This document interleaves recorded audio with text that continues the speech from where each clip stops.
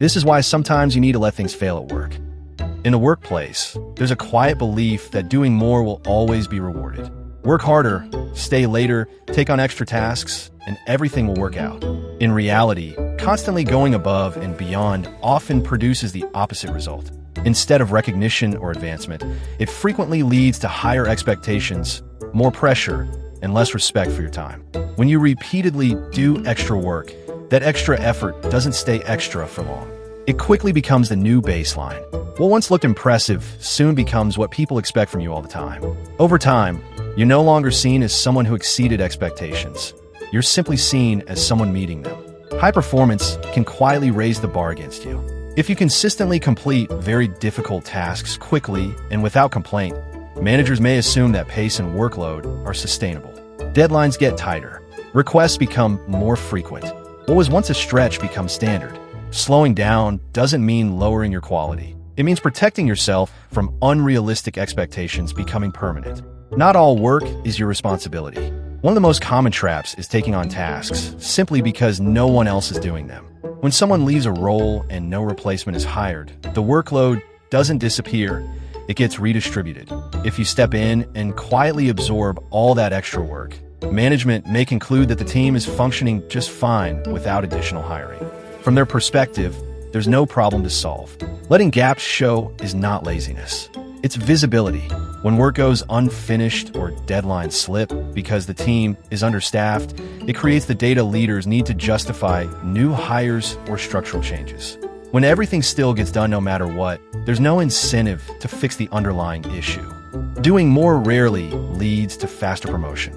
Many people believe that sheer effort is the fastest path upward. In reality, promotions are often driven by visibility, positioning, and perceived leadership, not by who silently carries the heaviest load. Doing excessive operational work can actually keep you stuck because you're seen as too useful where you are. Meanwhile, the stress accumulates. More responsibility without authority, more work without compensation, and more pressure without support. Over time, this leads to burnout, resentment, and declining performance. Not because you're incapable, but because the system is misaligned. Boundaries are a professional skill. Learning when to say no, or when to say this isn't my role, is not a weakness. It's a form of self-respect. Clear boundaries help others understand what is reasonable to expect from you. They also protect your energy, focus, and long-term performance. This doesn't mean refusing to help entirely. It means being intentional. Help when it aligns with your role, your growth, and your capacity. Decline or push back when the work is repetitive, unrecognized, or clearly compensating for poor planning. Letting things fail creates leverage.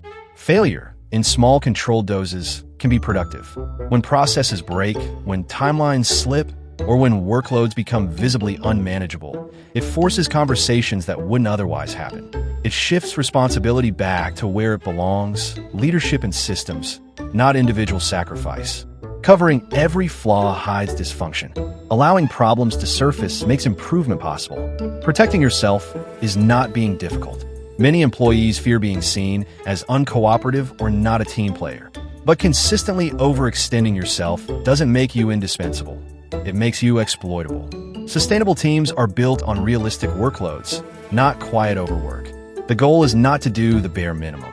The goal is to do the right amount of work at the right level for the right reasons.